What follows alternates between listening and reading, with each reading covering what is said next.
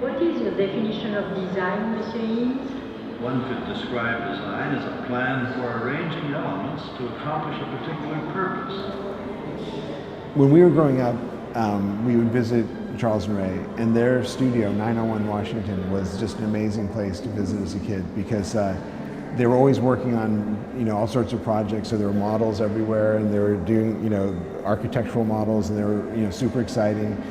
They had a musical tower, which we have in this exhibition, which where we were kids, we could get about 40 marbles going at once, which must have been a nightmare for all the poor people working in the office, but it was really great.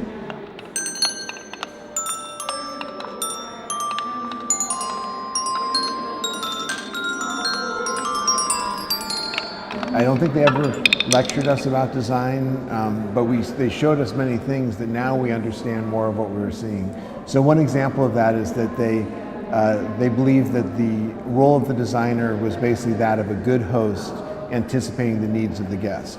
The idea of being a good host is also great for the person who sits in this chair behind me or rides on the elephant. That elephant actually we used to play with as kids, so I'm glad we didn't break it, otherwise it wouldn't be here at the Maat. But I think that that's also important, that even though these are famous things or iconic or whatever you want to call them, they were also just, they wanted them to be used.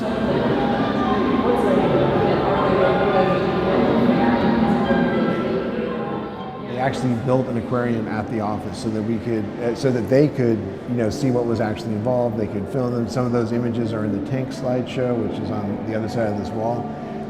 But it was obviously really great to visit as kids, and there was actually an octopus that recognized Charles when he came in, and I always wonder if that was one of those stories. But I don't know if you know the actor Gregory Peck, who was a great actor, and he was a friend of theirs, and he said the first thing he said to me was, you know what I remember about your grandfather the most is that octopus that said hello to him every time he came in. And I thought, if Atticus Finch remembers it, then it's definitely true. I'm not just making it up.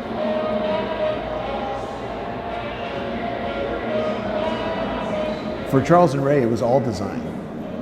It was not that this, that doing a movie was different than doing this chair. They would use the same process. So in other words, even in that, this iterative process, this doing things again and again, was done in film as well as in furniture.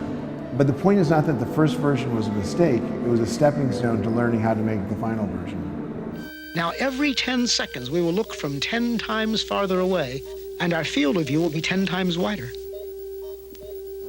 In all times, meaning in that sense, in all cultures, love and discipline have led to a beautiful environment and a good life. And I think if we need more love and discipline. We don't need the discipline part, we need the love part. And I think that that's what you see in all the objects here. That's why design matters. I think it's much more about an expression of how humans interact with the world. Is design an expression of art? I would rather say it's an expression of purpose. It may, if it is good enough, later be judged as art.